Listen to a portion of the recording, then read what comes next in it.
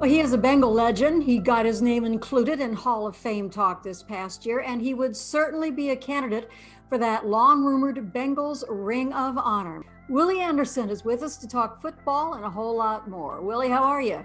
I'm doing great. Thank you for having me on today. Oh, thank you. Before we catch up with you and what you're doing now and your thoughts on the Bengals, I want to go back a little bit and just talk about how you got involved in football to begin with.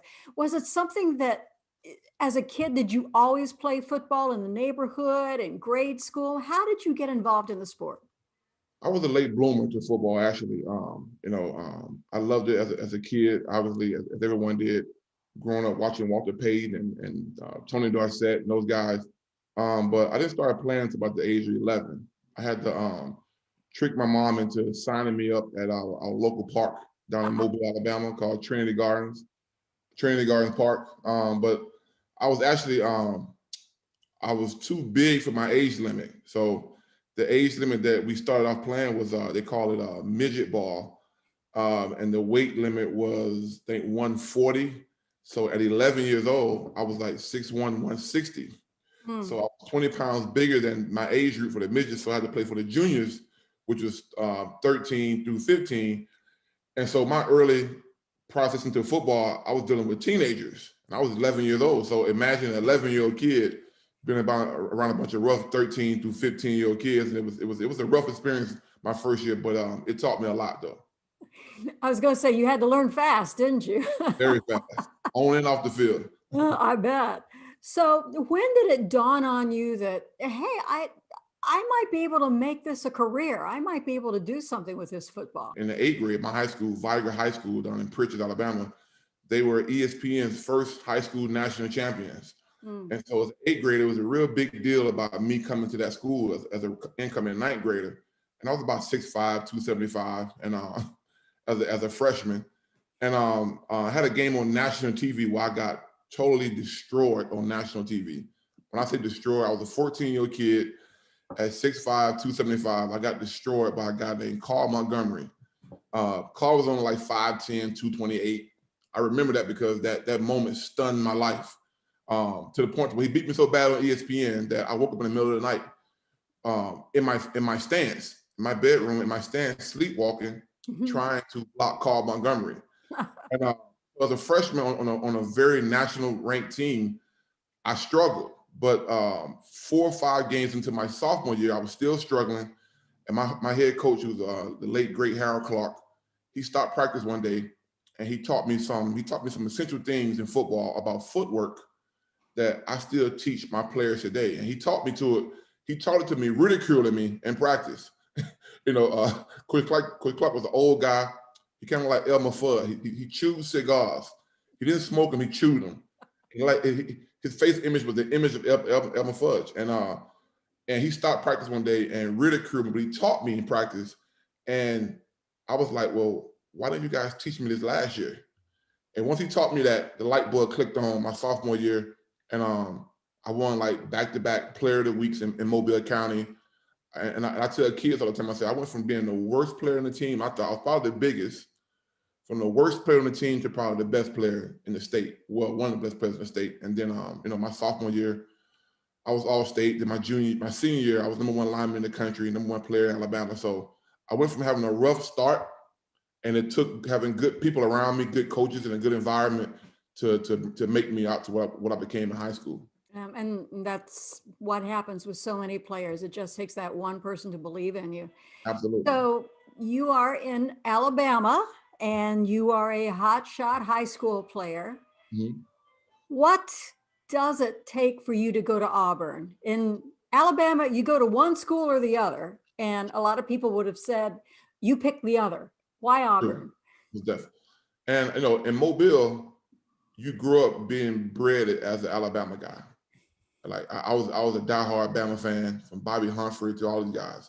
Coach Gene Stallings came to my house, and that was a huge deal back then.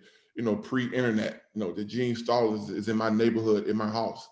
I actually put Gene Stallings when he came to my house for my visit. An Army recruiter called me, and I think somebody told me, "Hey man, it's the U.S. Army on the phone." I said, "What?" It says the recruiter. So I went and grabbed the phone, He said, what about the Army? I said, yes, sir. My brother served in the military, in the Navy. We kind of joked about that. And I said, well, but I respect the military. I said, but I'm going to go play football in college. He said, you sure? He said, what college you going to? I said, I don't know. I'm trying to pick. He said, man, what are some of the schools you got? I said, Alabama, Auburn, USC, Notre Dame. He said, yeah, right. I said, bro, matter of fact, Gene Stallings in my house right now. He said, no, he's not. I said, hold on. Coach Stallings. Because Gene Stallings won the national championship that year with Alabama in '92. He gets on the phone and said, it's Coach Stallings. And the guy recognized his voice and goes crazy on the phone. I can't believe this Coach Stallings. Oh my God. And Coach Stallings said, yeah, man, Willie's going to be, a big time player for us. And we hoping he come to Alabama. But I chose Auburn because it was the other school. Because everybody wanted me to go to Alabama. And that was the hot shot thing to do. But actually, with Terry Bowden coming to Auburn, he's bringing a new and inventive offense into football that a lot of people were not running. It was called the shotgun offense. And I had friends of mine that went to Alabama, and Alabama at the time was a defensive school. They weren't putting out very many offensive linemen, and their offenses weren't that intriguing to high school prospects. They were a defensive school, and they ran the football a lot, but they won a bunch of games. I just thought Terry Bowden was bringing in a new and inventive offense. I thought it would be cool to come in, to go to Auburn, to kind of help Auburn get back on the map. Now, in doing that, I got destroyed. If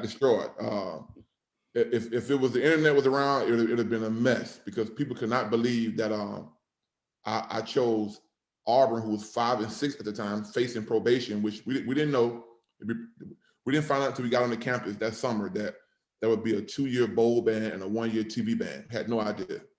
And but it turned out great. My freshman year, we go 11-0 at Auburn and go 20-0 my first 20 games, and finally tied Georgia and lose at Bama my sophomore year. But it was a great big ordeal for me to choose, like you say, the other school other than Alabama.